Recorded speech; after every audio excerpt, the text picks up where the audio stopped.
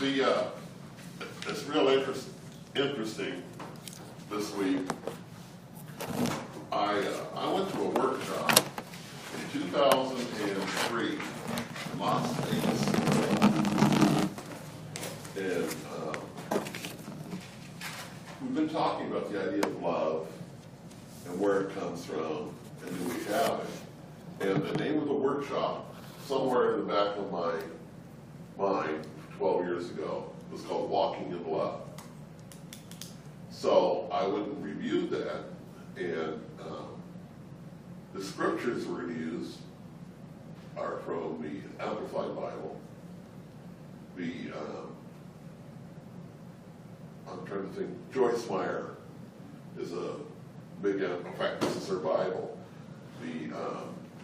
Not hers personally, but it's her Bible that I got when I went to seminary, because it also has her notes in it and that kind of thing. And I don't know about you, but sometimes King James to me gets, what? You know, so then I look it up here to go, oh yeah. But I really got where I like another version of King James, and that's by the televangelist, but Jimmy Swagger. He has an expositor's study Bible, and I used that a lot when I was in seminary too. It just helps explain things. But walking in love, the idea of hand to hand, skipping down the street, your childhood friends, your sweethearts, all that comes to my mind. I was in Nevada with my sweetheart. We had gone out there to go to this conference. We got one of those, back in those days, they had 2-for-1 tickets out there and back in 3 days, you know, that kind of thing. So we spent $100. She and I went to Nevada, and Las Vegas, I'm sorry. And we went to the conference by day, and we did other things by night. And I've never gambled since, because I had no idea what I was doing. And at most, I broke even. So when I go to a casino, my kids like to go to casinos, and I like to go eat. So, you know, we do that. And I'll sit down and watch them play the slots or something. And I don't get it. So, I'm okay. I've tried to play them before, but I'm very disciplined on what I do in most of my life. But especially with that, I have $20. When I lose that $20, I'm done. Well, I never lost my $20. I mean, you only have a quarter left, but I did okay. So, the foundation scriptures that we used in this workshop that I really like, and I've gone back and reread them, is in 2 John 5:16. And it's real simple. Continue to walk in love. This is a commandment from God to you and I as individuals. It's not a suggestion. It's a commandment. If you want to have my peace, if you want to have my favor, if you want to have my health, if you want to have my prosperity, if you want to have all those good things that I promised you, you've got to walk in love. Well then, what's all that mean? Ephesians 5:2. And walk in love as Christ loved us and gave himself up for us. Does that mean I have to be crucified? Does that mean I have to give up everything I have?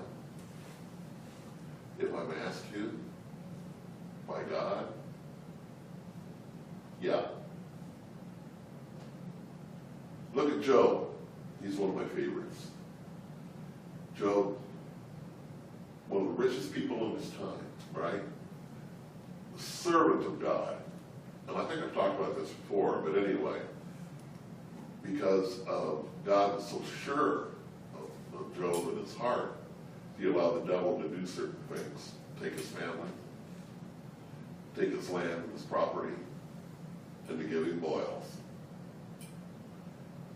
His wife said, why don't you just curse God and die?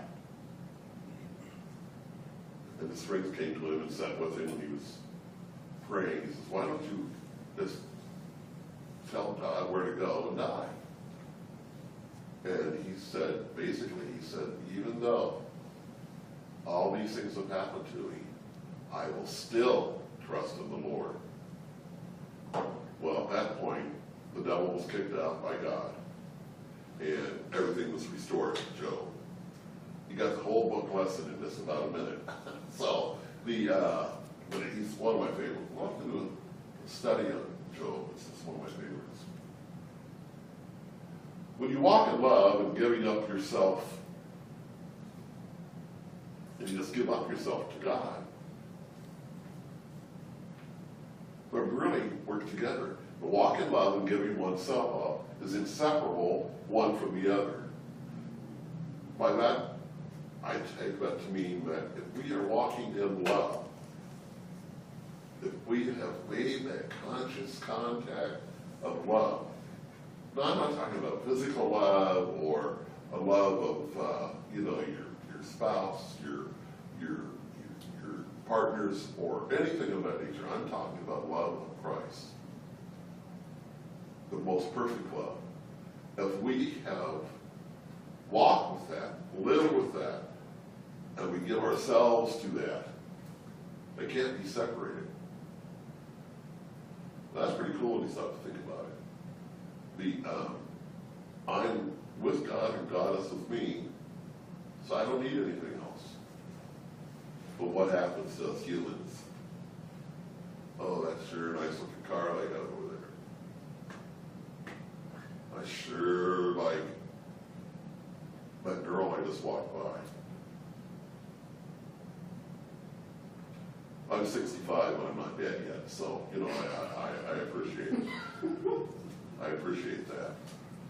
But it is impossible. It is impossible, and this I firmly believe, if you walk in that true love, to be selfish. How can that be? How can you be selfish and be walking in love? You can't, because you're giving yourself, you're walking in love. You have everything you need. You have God's love. You have that power of God in you. Jesus Christ is truly your way shower, is truly your brother, truly your master, your teacher, your best friend. And if I can be in that spot more often, if I can be in that spot, I can't be selfish. I just can't. Because I want to share it. I want everyone to know it. I've got God down in my heart, as the old Bible school group I remember back singing. And it's deep and it's wide. Isn't it?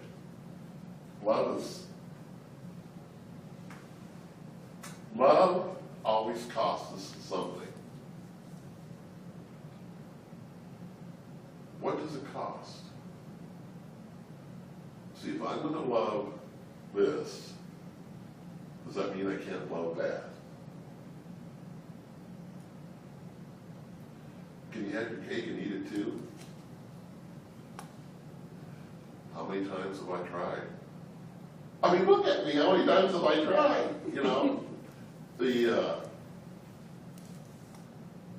love is a conscious decision that we make. It is what we decide. Yes, we're being led by the Holy Ghost, and I understand all that. But ultimately, it's what we as an individual child of God, living up to our potential that God has given us, decide. And we're just going right along the track, walking in love, just doing really great. Glory, hallelujah, all that.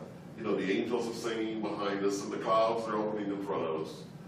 Until our flesh gets lazy. Oh, it won't hurt me to have that one little piece of apple pie. Oh, it won't hurt me to look at that and go, I really like that. Because remember, the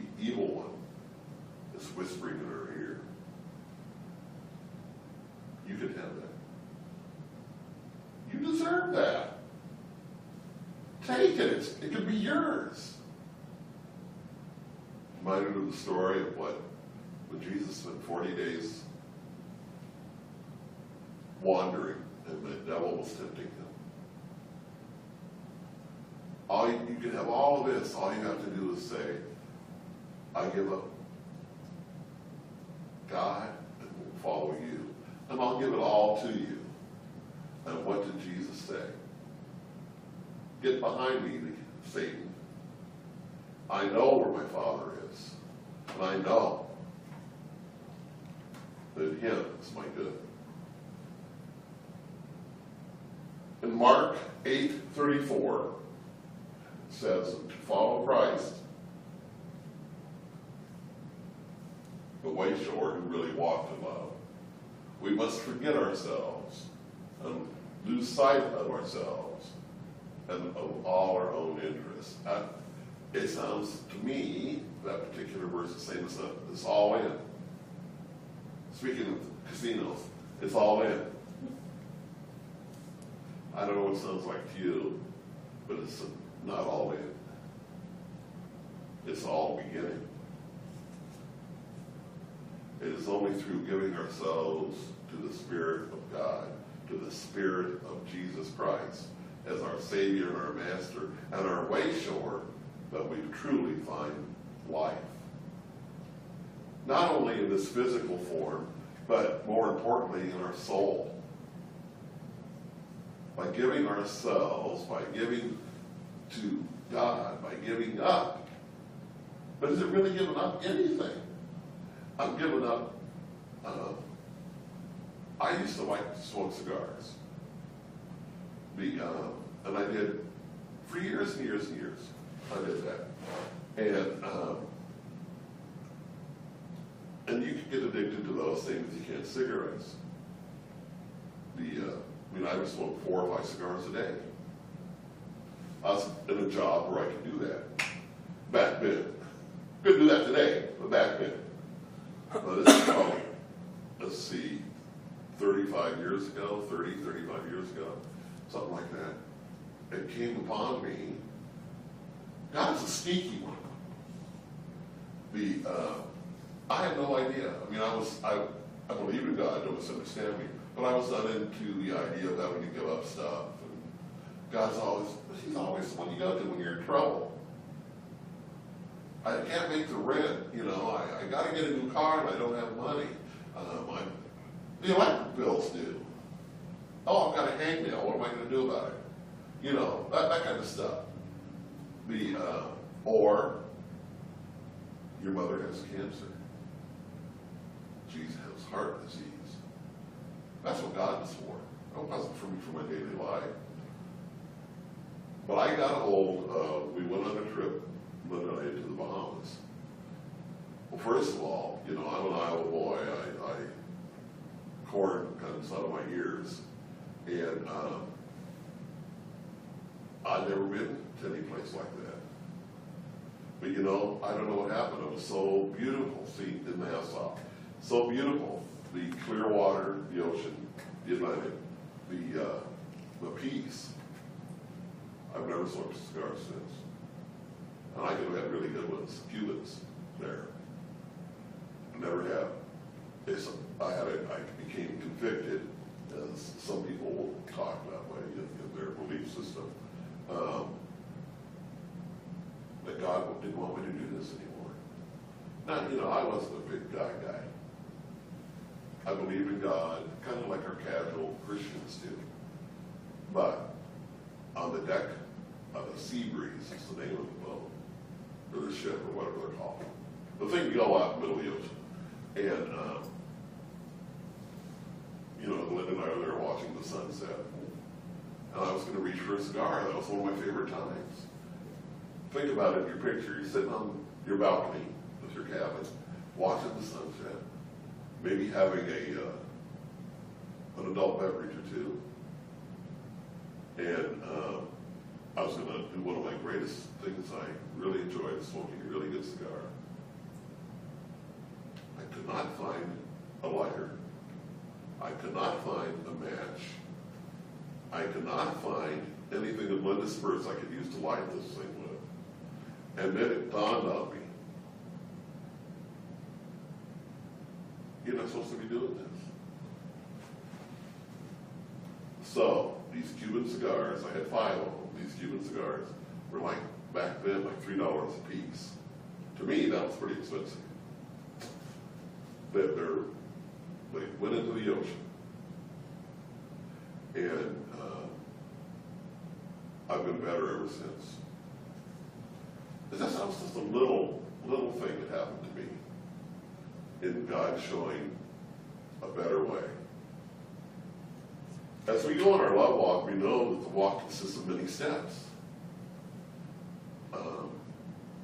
And love consists of many different directions.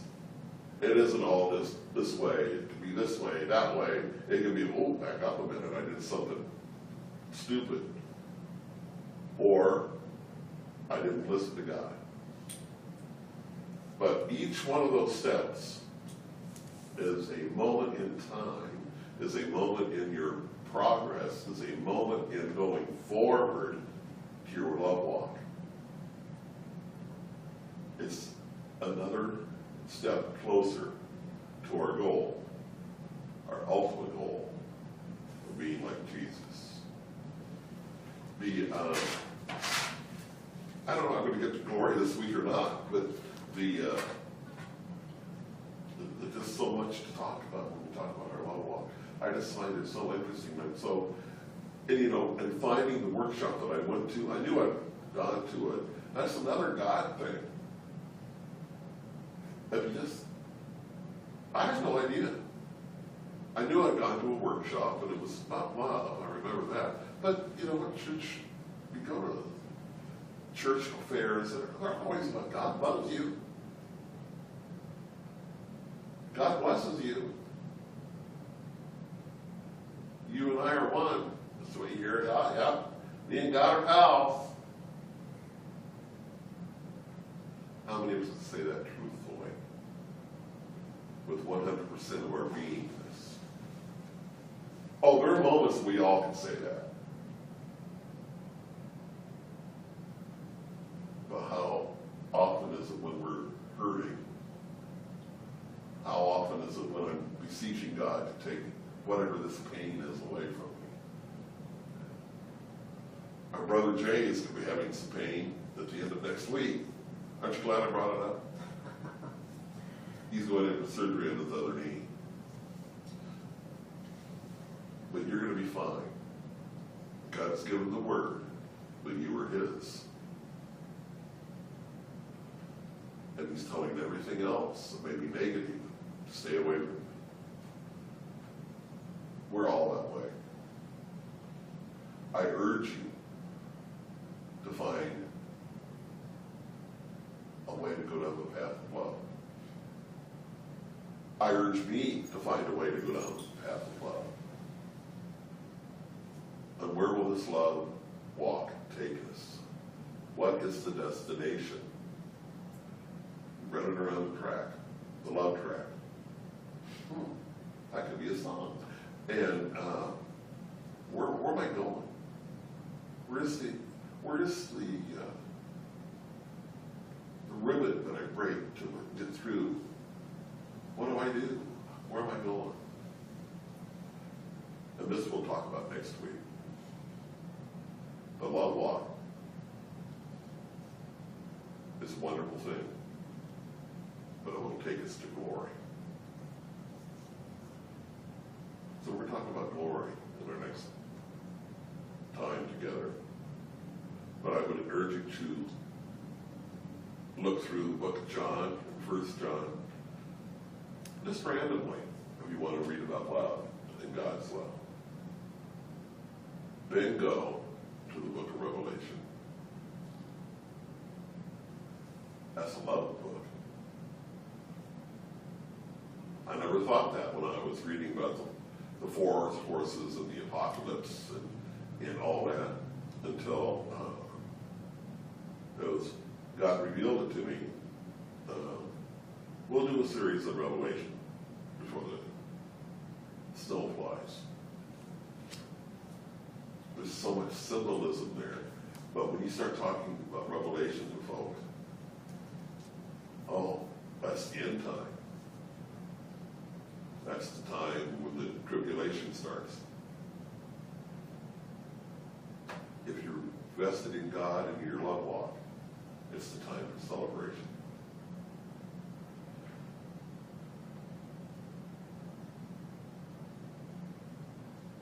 We'll now move on. And do you want to sing something there? Sure, I got one thing.